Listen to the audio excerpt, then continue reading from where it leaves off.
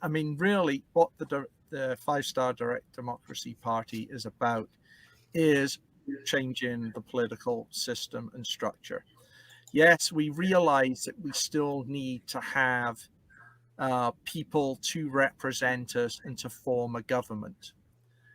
We realize, though, that the current party political system is flawed. So what we're proposing is a combination of a couple of things. Primarily, though, is to have people elected as true representatives of their constituencies based on their talents and abilities to listen and represent. Nothing more, nothing less.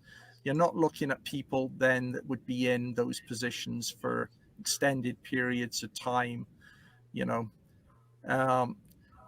But to back that up then is, you know, the idea that you have a system in every area to reach out to the constituents so that the constituents can tell you where they stand on the issues of the day.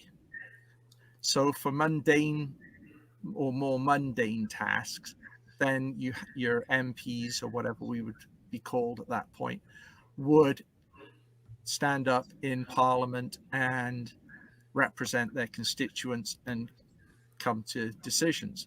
But the difference would be if we had major changes to laws. We very much in favor of national referenda for those situations. And for me, that's really it. It's replacing the career politicians. It is getting people involved in real politics, things that change their lives, their communities, their families' futures. All backed up by a Bill of Rights and a Constitution. Bill of Rights defining what our inalienable rights are as citizens and subjects of the Crown, and then a Constitution that defines how government should be structured, what government can do, and nothing more than what's specified therein. And we're going to do that. We're going back through a whole bunch of historic documents. Most people think of Magna Carta, but you've got the Bill of Rights, the Petition of Rights, you've got these Acts of Union. They all have very important concepts in there that need to be rolled forward, just like our friends across the ocean did when they had their Revolutionary War and broke away from us. They went through a very similar process then to define what the rights of a US citizen are and what your governments can do at different levels. And we just think that is so important. People don't realize that right now, every 4 or 5 years, we elect a government here, and that government is really unrestrained in what it can do. There is no method of appeal that we have. We don't have a separate Supreme Court that's separate from the political system. And even the one that we have really has no definitive legal constitutional document with which to reference. So that's the key to it all. And we invite you all to get involved one way or another. Come aboard and join us, and I'm sure James will tell you a bit more here. Yeah, over to you, James. Yeah, Ian's gone into a lot of detail there. If you want to get more of a flavour, do visit 5dd.uk, a very short website, 5dd.uk. You can get information on what the basic. Obviously, you got a flavour for the basics of the party's constitution. We're fully in support of the United Kingdom. We actually don't want to throw the baby out with the bathwater. A lot of people are very annoyed with the Houses of Parliament, whatever, but do a Guy Fawkes job or whatever. They want to get rid of the House of Lords because that's corrupted, and they've got a problem with courts. You've seen it all sorts of institutions. We're not really one. Let's throw the baby out with the bathwater. We don't want to completely revolutionise. What we want to do is say, hey, look, guys, this is what we've forgotten. And as Ian referred to Magna Carta, the 1689 Bill of Rights, the Acts of the Union, the Acts of Petition, these these rights that were won and fought for, that we've literally just forgotten. And we have politicians who literally, when you meet them, I'm elected to a very small council with a small budget, but the culture is pervasive. It's everywhere. What they're really about, the Labour Party or the Conservative Party, is it's vote farming, because votes give them the power. Then because what they want is the power, so they have control of a budget that they can spend in whatever way they have chosen. What they say to the public is whatever they think the public want to hear from them to get the votes. They have no interest in spending money prudently. They've no interest in spending money that's going to benefit their constituents. Any Labour voters who might be listening, if you're a Labour voter in a Labour town, if you're a Labour voter in a non-Labour town, if you're a Conservative, it doesn't matter. Go visit Labour constituencies that have had Labour representation for 100 years, 70 years. There's a reason why they are run down, dumps, and impoverished.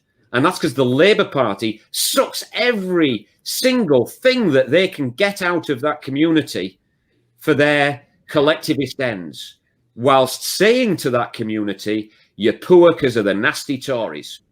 And it's a simple emotional trap. And so direct democracy.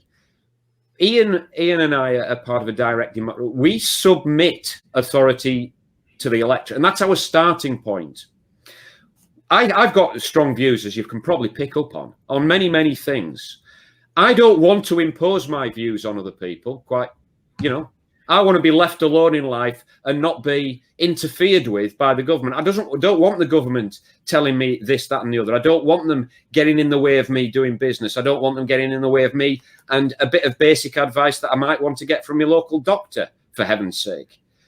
But you can't get away from it. The people, the globalists, the Labour Party, they've taken over the Labour Party, Tories, they're not going to forget about it. They're not going to leave you alone. They're not going to allow the union to flourish. They've got other ideas. It's a war. And if you want to be a passive observer, the war will be lost. The war will be won when decent people who want a decent country and a decent society for themselves will come forward. So we submit to the people's will. And that has such fantastic repercussions for policy. Because we submit to the people's will, and we don't get together in a little cabal and a cluster and say, well, this is our energy policy, and this is our policy on nuclear deterrent, or this is our policy on whether there should be, a big charge made for Irish truckers who want to use our roads to get as a shortcut to get to Europe. I'm in favour of charging Irish truckers a premium for using our roads, by the way.